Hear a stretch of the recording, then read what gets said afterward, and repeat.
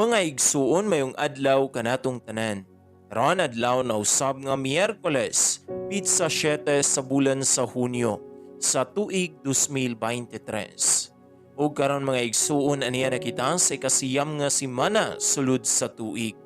Sa ngalan samahan, sa Anak ug sa Espiritu Santo. Amen. Ang ebanghelyo kinutlo gikan sa basahon sumala ni San Marcos.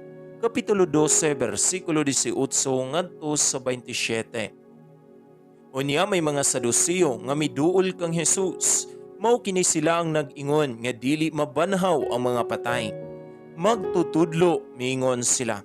Gisulat ni Moises kining balaura, kung mamatay ang usa ka tawo ug magbilin og asawa apan walay anak, ang iyang igsuon kinahanglan mga sawa sa byuda aron sila manganak alang sa namatay.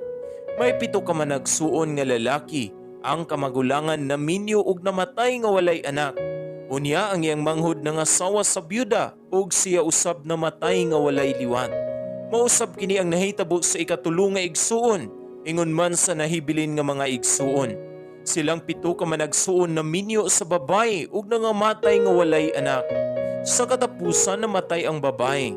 Karon sa adlaw nga banhaw na ang patay, kang kinsa man siyang asawa nga silang 7 nakapangasawa man kaniya. Sa Jesus mitubag, pagkasayop ninyo, og nasayod ba kamog ngano? Kay wala kamo makasabot sa kasulatan o sa gahom sa Dios. Kay kung ang mga patay banhaw na, may sama sila sa mga anghel sa langit, ug dili na magminyuay ang mga lalaki ug ang mga babae. Dugang paniini, bahin sa mga patay nga banhawon. Wala ba kamo makabasa sa basahon nga gisulat ni Moises mahitungod sa sampinit nga nagdilaab? Kay didto na isulat nga mingon ang Dios kang Moises, ako mo ang Dios ni Abraham, ang Dios ni Isaac, ug ang Dios ni Jacob. Sa ato pa, siya mo ang Dios sa mga buhi, dili sa mga patay. Busa na sayop kamo.